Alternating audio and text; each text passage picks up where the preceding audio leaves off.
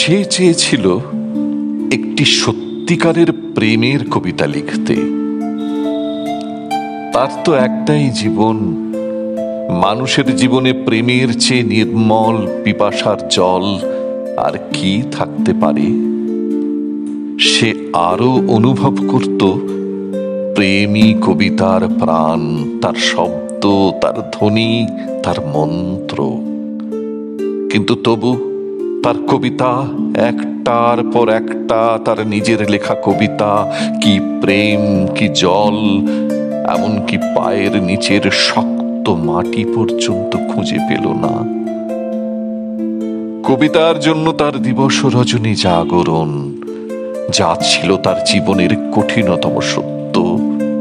প্রেম নয়, তাকে বারবার অপ্রেমের আগুনে ছুঁড়ে দিয়ে বলতো, এইখানেই তোর পরিশুদ্ধি, এই যে আগুন, মানুষের পৃথিবী, আগে তার খিদে মেটা।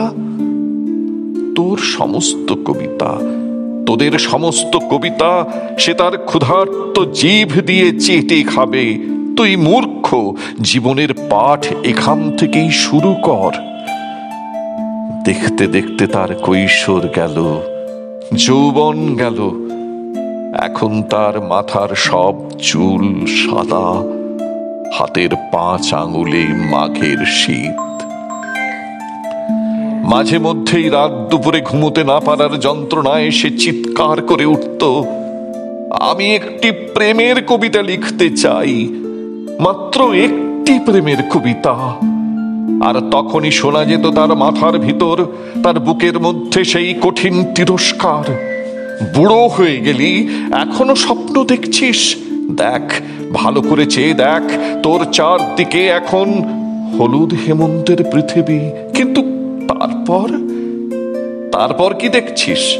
ধান কাটা হয়ে গেছে, চাষিরা ঘরে ফিরে যাচ্ছে, কিন্তু মাঝখানে ও কে, ওরা কারা? দেখতে দেখতে তার পাকা ধানের হলুদ পৃথিবী খুন খারাপি লাল, লাল থেকে আগুন, আবার আগুন।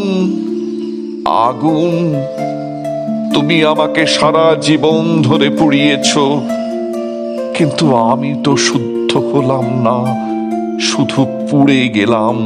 আমি সারাদিন শুধু হাজার হাজার মানুষের দীর্ঘশ্বাস, তাদের সর্বনাশ আমার জটায় বেঁধে সরস্বতী নদীর জলে ঝাঁপ দিতে গেলাম।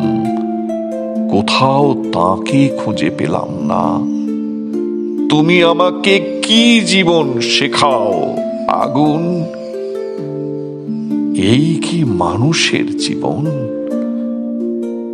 তার একটি মাত্র প্রেমের কবিতা, কবিতা। তুমি এখন 3 ভুবনের কোন অতলান্ত অপ্রেমের মধ্যে ঘুমিয়ে আছো।